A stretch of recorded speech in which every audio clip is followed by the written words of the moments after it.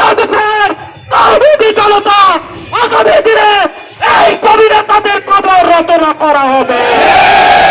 আমরা বলতে চাই বর্তমান প্রধানমন্ত্রী রংপুরে সময়